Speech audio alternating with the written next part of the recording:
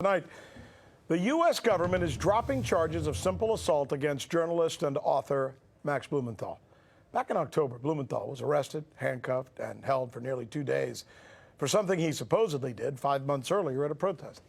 Have you ever heard of someone being arrested for simple assault 5 months after an incident? I mean, think about it. That would almost be like you arguing in a parking lot with somebody, and then 5 months later, police show up at your door and arrest you. You'd be like, what? What argument was that? I argue with people all the time. Doesn't seem to make sense, does it? In the case of author and human rights activist Max Blumenthal, police described him, there he is, as armed and dangerous. It would be funny if it wasn't so important. Joining us now is Max Blumenthal to try and explain this.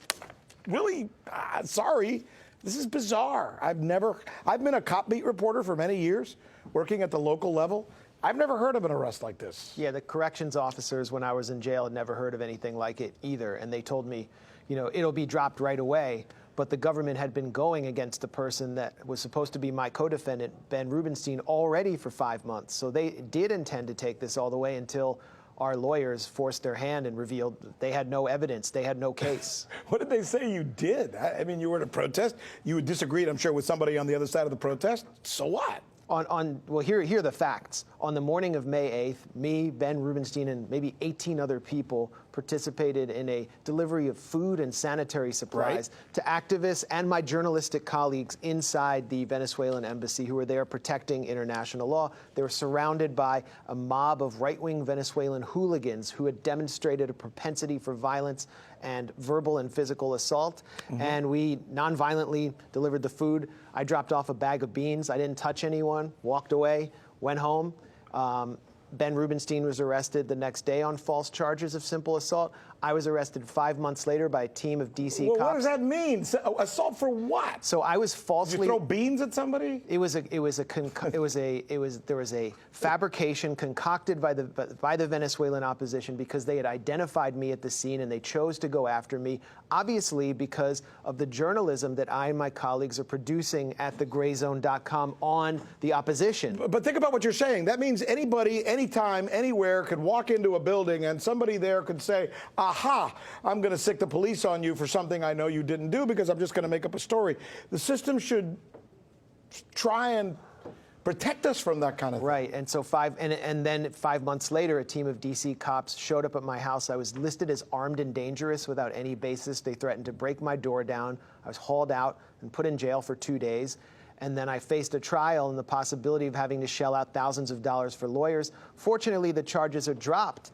But this could happen to anyone, Rick. Yeah. And that there is a pattern of the Juan Guaido's U.S.-backed opposition movement in Washington doing this to activists and their political opponents. And, you know, it's time for it to stop. So there's going to have to be some recourse here. I can understand why anybody would lie and make up a story. People do that all the time.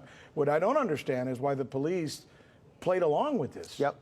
I don't understand. Why are they that gullible that they could just believe anybody who comes up and said, oh, Rick Sanchez or Max Blumenthal or Joe or Mary did something? Well, first of all, the Secret Service police, who were operating under the auspices of the State Department, were colluding almost openly with this right-wing mob. They were using them as proxies to do what they couldn't do, which was obstruct food, which was illegal. And so we know that they were basically on the same side. And the call logs that the Secret Service were supposed to maintain from the night of May 8th disappeared mysteriously. And then the D.C. police made no effort to investigate this warrant, which sat around for 5 months somehow, and then threatened to break my door down, could have destroyed a large portion of my house. And they were obviously on their toes because I was listed as armed and dangerous. So again, there's going to have to be some kind of recourse and accountability here. It just doesn't seem like something that is normal under due process. Now, are you going to do something about this? Are you going to just say, okay, I'm out of this, or are you going to fight back? I'm definitely going to fight back because there has to be accountability and deterrence so that these kind of political elements can't do this to their opponents and act with impunity. And I would just say to them and to everyone who's defamed me online, if you come for the king, you better not miss. Who's the person who actually filed the charges? Her name is Nylet Pacheco, and she seems to have been put up to it by powerful elements, but she made this decision to fabricate charges against me and defame me in public. Do you know her? Have you had any relationship with her prior to this incident? Nope. Not at all. Nope. Nope. She's 58 years old, and it appears that, you know, she made this charge because she seemed like the most sympathetic character, and I was defamed by many people, including high-profile pundits in Washington and around the world who accused me of beating an elderly immigrant woman. And that was the point of this false charge, to defame me and target me as a journalist. The passions of politics bring these things about. Well, I'm glad you've had an opportunity to come on the show. And thank you for giving me that opportunity, and thank you to RT. It's the only international network besides Telesur that covered this, so thank you. And what is this woman's name?